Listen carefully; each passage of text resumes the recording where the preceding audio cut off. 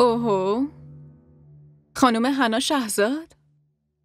همسر یه تاجر خیلی بزرگ، در واقع دختر یه خدمتکار خونه. تو پیش خودت چی فکر کردی؟ تا کی میتونستی واقعیت رو پنهان کنی؟ بالاخره که رازت فاش شد مگه نه؟ رامونه گوش کن عزیزم، برات سوء تفاهم پیش اومده. بیا بس دیگه دختر، باز چی سر هم میکنی؟ حالا که من اومدم و با صاحب اصلی این خونه حرف زدم، دیگه چی داری که بگی؟ بازم یه دروغ بزرگ دیگه؟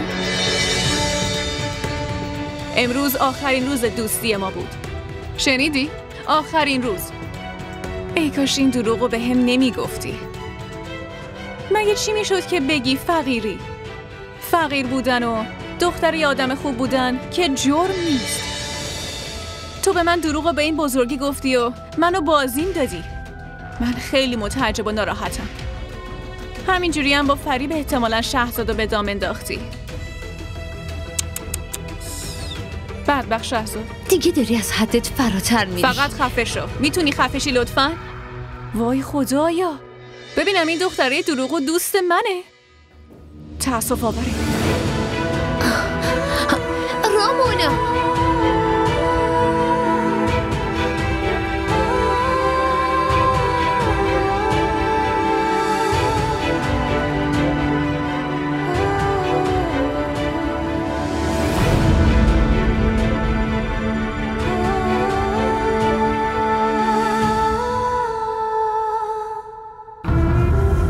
الو سارا، میدونی اون حنا شهزاد، اون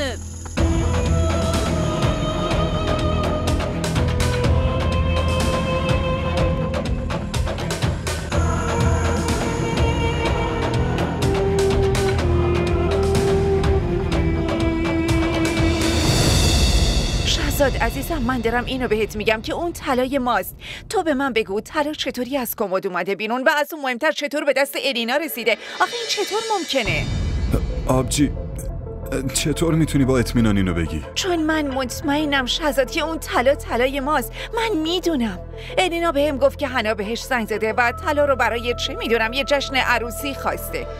تو به من بگو کدوم فامیلش اون عروسیش بوده و کجا میخواست اون طلا رو بندازه؟ و وقتی گفتی برو کمدو ببین، منم رفتم کمدو دیدم و طلا اونجا نبود، تو گاف صندوقم نبود. پس طلا کجاست؟ اون دختر فقط میخواست منو دروغگو کنه. اون که آبروی خانواده ما رو به 2 قرون فروخت. نمیتونی بفهمی شهزاد.